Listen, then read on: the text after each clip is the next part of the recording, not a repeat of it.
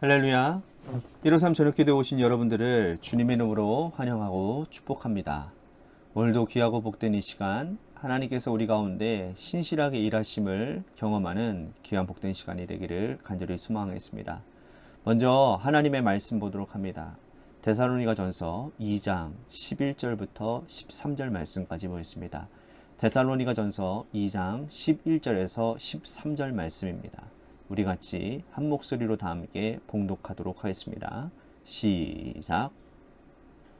너희도 아는 바와 같이 우리가 너희 각 사람에게 아버지가 자기 자녀에게 하듯 권면하고 위로하고 경계하노니 이는 너희를 부르사 자기 나라와 영광에 이르게 하시는 하나님께 합당히 행하게 하려 함이라.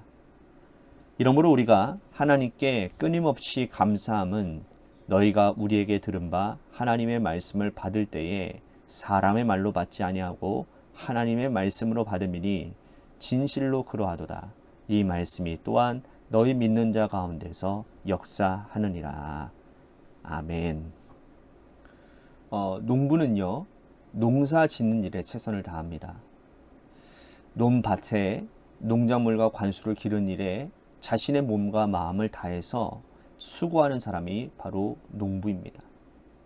비가 오면 장맛비를 맞아가며 배수로를 만들고 또 태양볕에 김을 맵니다. 농작물을 자식처럼 아끼고 사랑하기 때문이라고 할 수 있죠.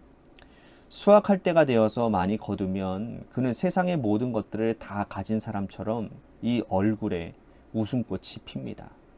부모가 자식을 기르는 맛도 아마 이와 비슷할 것 같습니다. 자식을 품에 안을 때부터 시집장가 보내는 순간까지 최선을 다해서 기릅니다. 이것은 생명을 대하는 모든 사람에게 동일하게 적용되어지는 법칙이라고 할 수 있어요. 부모가 자식을 대하고 또 농부가 농작물을 대하는 것처럼 선생님은 제자를 아끼고 사랑합니다.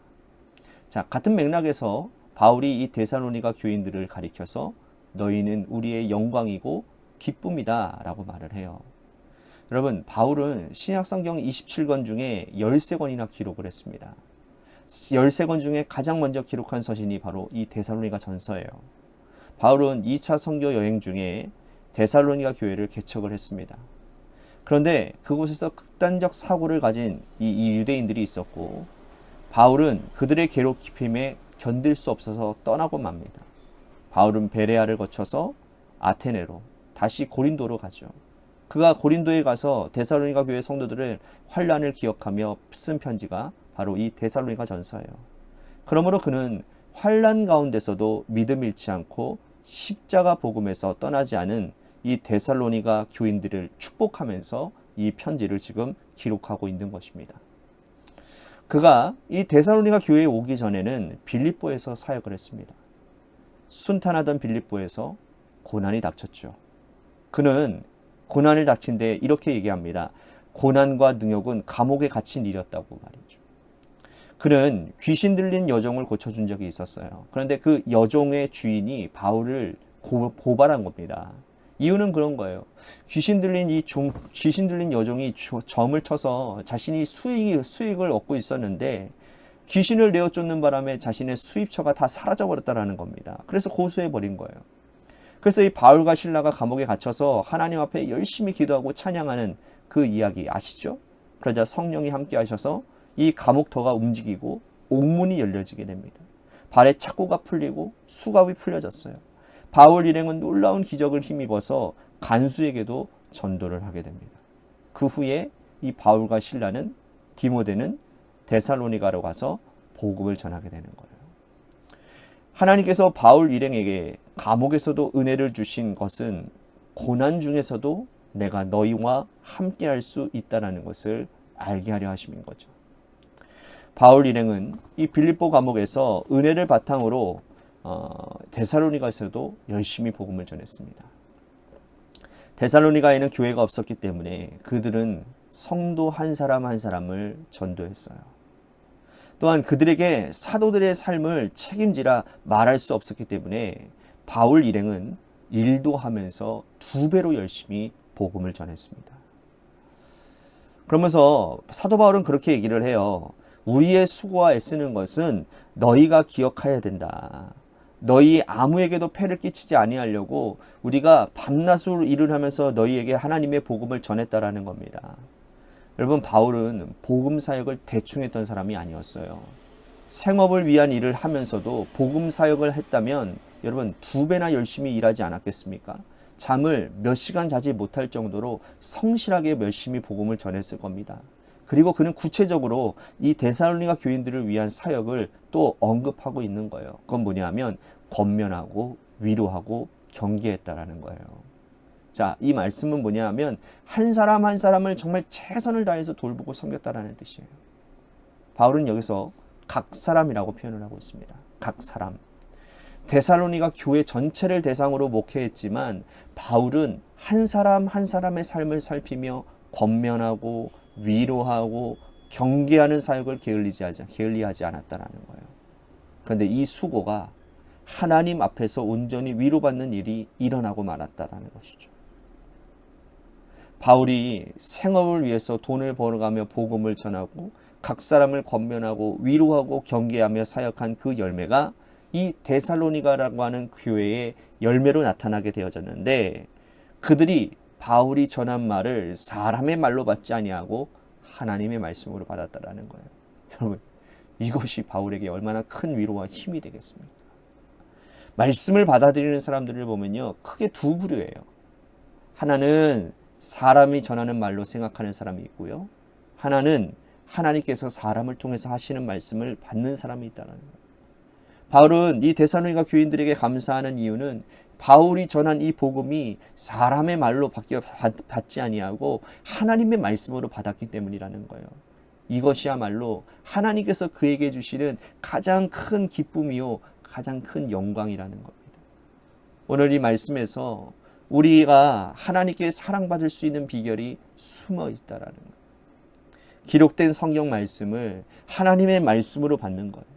강단에서 선포되어진 말씀을 사람의 말이 아니라 하나님의 말씀으로 받는 것이죠. 우리가 하나님의 말씀으로 받으면 하나님께서 기뻐하시고 또 너희는 나의 영광이요 기쁨이라고 말씀하실 거라는 거예요. 복음을 사람의 말로 받으면요 능력이 나타나지 않습니다. 하나님의 말씀이 우리를 변화시키는 능력이 되기 위해서는 하나님의 말씀을 받아야 됩니다. 베드로가 성령의 힘에 힘입어서 복음을 전했을 때 베드로의 설교로 인해서 사람들의 가슴을 치며 회개했던 일들이 수천 명에 이르러서 구원받는 역사들이 일어나지 않았습니까? 사랑하는 성도 여러분, 말씀 전하는 저를 위해서 여러분들 기도해 주십시오. 하나님의 복음의 말씀을 잘 전할 수 있도록, 그리고 하나님이 진짜 본뜻 가운데서 성경이 진짜 말하는 진짜 의미를 발견하고 그 뜻을 전할 수 있도록 잘 전할 수 있는 자가 되게 달라고 기도해 주셔야 됩니다. 뿐만 아니라 그 하나님의 잘 준비되어진 말씀을 여러분들이 받는 대상은 여러분들이에요. 저는 설교를 준비하면서 은혜 많이 받습니다. 그런데 이 제가 은혜를 가지고 이 말씀을 전할 때에 받아들이는 여러분들도 중요하더라고요. 여러분들의 마음이 어떠한지, 여러분들이 지금 이 말씀을 받아들일 수 있는 그러한 좋은 밭이 되어질 때, 정말 은혜 충만한 말씀이 전해질 때 은혜를 받을 수 있는 역사들이 일어나게 되는 거예요. 그때 우리는 변화되어지는 역사가 일어날 수 있게 된다는 것이죠.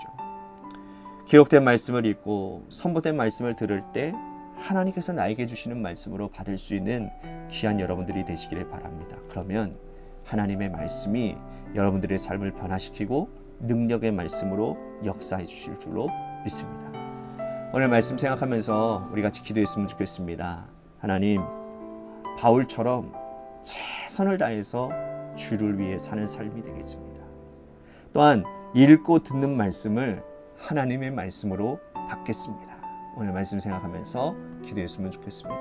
또 한 가지 우리 교회를 위해서 간절히 기도합시다. 하나님이 세워주신 주님의 몸된 교회가 하나님의 뜻 안에서 나와 너 사이에 하나님이 영원히 함께 하심을 믿고, 그래서 그 사람 안에도 하나님이 계시고 내 안에도 하나님이 계시니 우리가 하나 되어 하나님의 마음에 합한 자들이 되어 하나님의 샬롬을 일으키는 그런 교회가 되게 해달라고 우리 같이 기도했으면 좋겠어요. 또 한 가지 육신의 질병으로 고통당하시는 분들과 여러분들의 삶의 자리와 여러분들의 자녀들을 위해서 또한 결혼을 준비하고 있는 우리 이송희 청년 이제 돌아오는 토요일 날 결혼식인데 그 결혼식이 은혜 가운데 잘 진행되어질 수 있도록 또 우리 다음 주에는 이찬호 성도님, 장은주 성도님의 결혼식이 있습니다.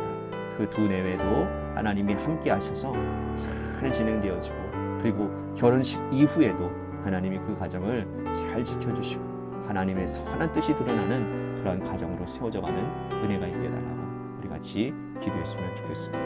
우리 노래 끝날 때까지 함께 합심하여 기도하도록 하겠습니다. 기도하시겠습니다.